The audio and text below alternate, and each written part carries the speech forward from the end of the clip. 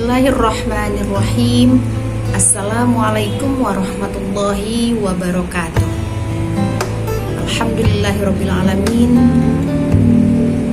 Kita bisa bertemu kembali, bersilaturahim dalam rangka saling mengingatkan, khususnya untuk para calon pengantin.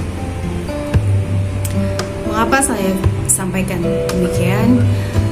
Karena ada satu hal yang ingin saya ingatkan, bahwa ketika kita ingin memulai sebuah pernikahan, tentu harus didasari dengan niat yang tulus karena Allah. Sebagaimana dalam ayat Al-Quran surah Ar-Rum ayat 21, A'udzu billahi minasyaitonir rajim. Bismillahirrahmanirrahim. Wa min ayatihi an khalaqalakum min anfusikum azwaja litaskunu ilaiha wa ja'ala bainakum mawaddatan wa rahmah. Inna fi dzalika laayatil liqaumin yatafakkarun. Di antara tujuan pernikahan dalam ayat ini adalah itu dijadikannya pasangan. Setiap manusia, ada laki-laki, ada perempuan, yang tujuannya untuk bersatu, berpasang-pasangan, membentuk suatu lembaga pernikahan di bawah sebutan nama Allah. Karena pernikahan dalam Islam merupakan sesuatu yang sakral, mulia, dan mempunyai tujuan yang teramat sangat mulia. Litaskunu ilaiha, kata ayat tadi, bahwa dengan menikah diharapkan akan terwujud pasangan suami istri, bentuk keluarga yang tenang, damai, tentram. Wa ja'ala bainakum mawaddatan wa rahmah, saling berkasih sayang, saling mencintai karena Allah. Untuk mencapai upaya itu, untuk mencapai tujuan pernikahan yang seperti itu, diperlukan persiapan yang matang, khususnya dalam memilih pasangan. Bagaimana ajaran Nabi, cara memilih pasangan menurut ajaran Islam? Rasulullah SAW mengingatkan, tungkahul mar'ah li arba'in, limaliha, wali hasabiha, wali jamaliha, wali diniha. Farfar bidzatid din taribat yadaka. Jadi kata Rasulullah, dalam memilih pasangan kita boleh melihat hartanya dulu yang pertama, lalu yang kedua kita melihat keturunannya, nasabnya, yang ketiga kita boleh melihat kecantikan atau ketampanannya, dan yang keempat kita melihat agamanya. Tapi kata Rasulullah, lihatlah, perhatikanlah, pilihlah calon pasanganmu itu yang taat beragama. Niscaya kamu akan beruntung. Itu pesan Rasulullah. Apa maknanya? Bahwa boleh kita memilih calon pasangan itu dilihat dari hartanya, keturunannya dulu boleh, ketampanannya boleh. Tapi yang paling utama dan menjadi alasan pertama dalam kita memilih calon pasangan hidup kita adalah lihatlah orang atau pasangan yang taat dalam beragama. Mengapa?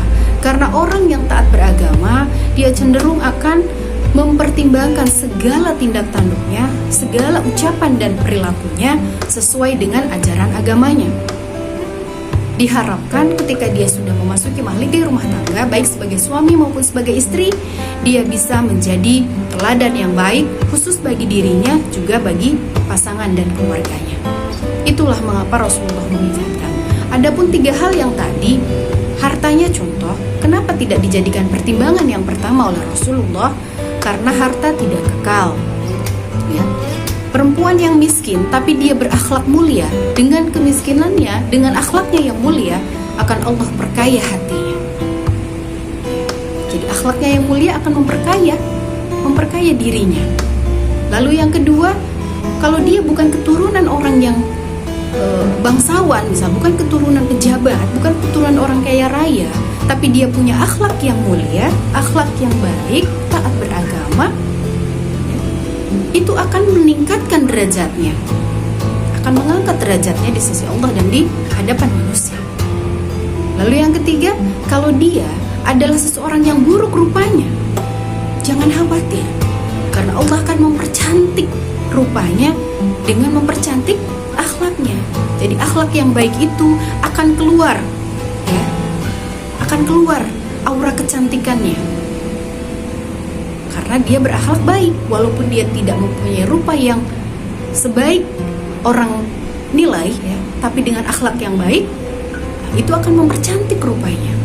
Makanya saudara-saudaraku sekalian, kaum muslimin dan muslimat dimanapun berada, khususnya bagi yang ingin memilih pasangan calon pendamping hidup, ingat pesan Rasulullah, pilihlah pasangan yang pertama kali, ya, atas dasar ketaatannya dalam beragama.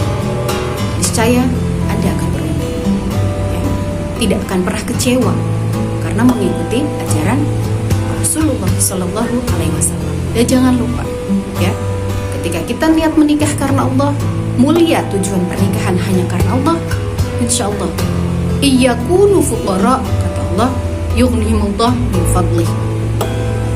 Jika kamu, wahai pemuda-pemudi yang berkeinginan sudah sangat ingin menikah, tetapi tidak cukup harta, kurang ilmu, insya Allah akan Allah tambahkan hartanya dengan ketulusan niat menikah karena Allah.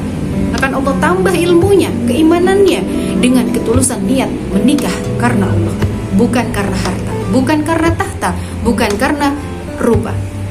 Jadi sekali lagi sahabatku dimanapun berada, ayo kita sama-sama luruskan niat kita.